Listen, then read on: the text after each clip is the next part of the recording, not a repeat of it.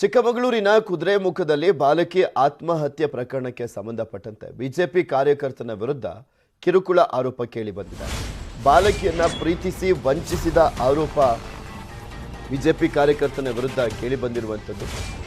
ಜನವರಿ 10ರಂದು ವಿಷ ಸೇವಿಸಿ ಆತ್ಮಹತ್ಯೆಗೆ ಯತ್ನಿಸಿದ್ದ ಬಾಲಕಿ.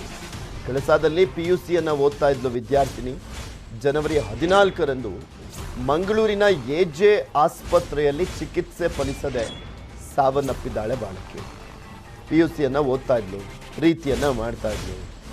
ಸಂದರ್ಭದಲ್ಲಿ ಒಬ್ಬ ಬಿಜೆಪಿ ಕಾರ್ಯಕರ್ತ ಹಿತೇಶ್ ಅನ್ನೋನು ಆಕೆಗೆ ಮೋಸ ಮಾಡಿದ್ದಾನಂತೆ, ವಂಚನೆ ಮಾಡಿದ್ದಾನಂತೆ, ವಿಷ ಸೇವಿಸಿದ್ದಾಳೆ. ಜನವರಿ 10ನೇ ತಾರೀಕು ಕಳಸಾ ಆಸ್ಪತ್ರೆಯಲ್ಲಿ ಆಗೋದಿಲ್ಲ ಇಲ್ಲಿ ಉಳಿಸ್ಲಿಕ್ಕೆ ಅಂತ ಹೇಳಾದ್ಮೇಲೆ ಮಂಗಳೂರಿನ ಎಜೆ ಆಸ್ಪತ್ರೆಗೆ ಶಿಫ್ಟ್ ಮಾಡಲಾಗಿದೆ. ಅಲ್ಲಿ ಚಿಕಿತ್ಸೆಯನ್ನು ಕೊಡಿಸ್ಲಿಕ್ಕೆ ಪ್ರಯತ್ನ ಮಾಡಲಾಗಿದೆ. ಅಲ್ಲೂ ಕೂಡ ಚಿಕಿತ್ಸೆ ಫಲಕಾರಿಯಾಗದೆ ಆ ಬಾಲಕಿ ಸಾವನ್ನಪ್ಪಿದ್ದಾಳೆ.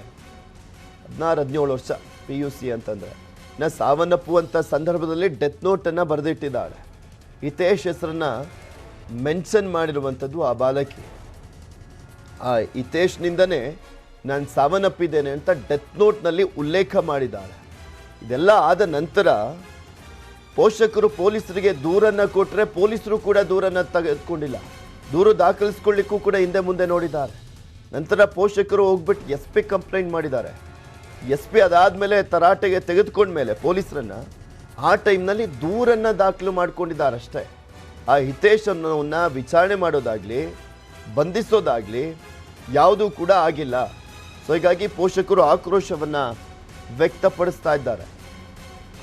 ಎಷ್ಟು ವರ್ಷದಿಂದ ಲವ್ ಮಾಡ್ತಾ ಇದ್ರು, ಯಾವ ರೀತಿಯಾಗಿ ಮೋಸ ಮಾಡಿದ್ದ ಇವನು, ವಂಚನೆ ಮಾಡಿದ್ದ ಅನ್ನುವಂಥದ್ರ ಬಗ್ಗೆ ಇನ್ನಷ್ಟೇ ಮಾಹಿತಿ ಬರಬೇಕಾಗಿದೆ.